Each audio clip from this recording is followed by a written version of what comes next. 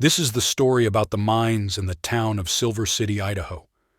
It was back in 1863 that a prospecting party of 29 men were in the Owyhee region of southwest Idaho.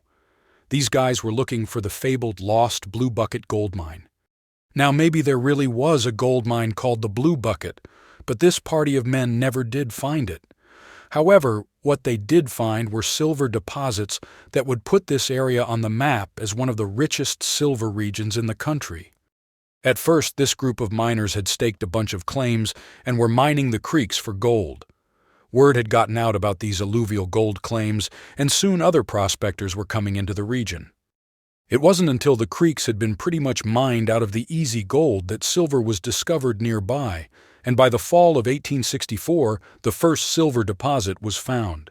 The ore from these deposits were reported to be 2,800 in gold and as high as $7,000 in silver per ton. These assays were even richer than that of the famous comstock lode. Now, this region of Idaho is extremely rugged even today, so you can imagine what it would have been like 100 or more years ago. Because there was really no way to economically ship ore out to be milled, a new stamp mill was brought into where the mines were located. The cost to bring this mill in and set up was said to have cost $70,000. That was a pile of money back then, but it is said that this mill recovered $90,000 from the mines in just 45 days. One of the larger mines was the Phillips mine. Some of the ore from this mine graded as high as $300 a ton. There's a lot of mines today that would love to have that kind of ore grade. And remember that $300 back then was a huge amount of money.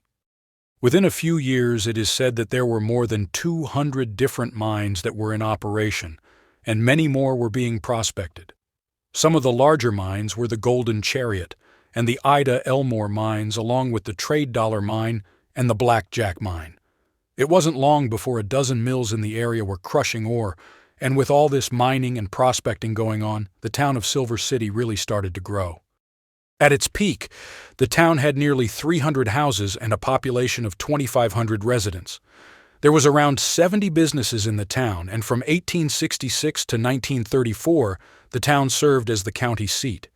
Considering that this was back in the 1800s, this town had a telegraph office and its own newspaper. By 1880, there were even telephones in the town, and by the early 1890s, the town got electricity. One of the issues that would come up back then in almost all mining camps was claim boundaries, and this camp was no different. One of the more well-known disputes was the Poor Man Mine located on War Eagle Mountain. A prospector discovered a silver outcropping on a ledge and started mining it. However, the owners of the mine next claim over said that outcropping was an extension of a silver vein they had on their claim, which would make them the legal owners. Now, this prospector knew they were probably right, but decided to high-grade as much ore as he could before any legal action could be taken. It is said that in just a few weeks this prospector hauled out almost $500,000 worth of high-grade ore. So much for being called the Poor Man Mine. Legal action was taken against both parties of miners until it turned into gunfights when armed men from both mines exchanged fire. Then, in 1868, another conflict erupted between two other mines. This conflict was bigger than the Poor Man incident and became known as the Owyhee War. The two mine owners had agreed on a bit of neutral ground between the mines, but one miner violated this agreement and both sides prepared for conflict. Pretty soon there was an all-out battle where two miners were killed. The local sheriff couldn't contain the fighting, so he summoned the state governor, who issued a proclamation that the fighting must end or troops would be sent in. Fighting continued, however, and soon 95 troops, equipped with a cannon, were summoned to the area.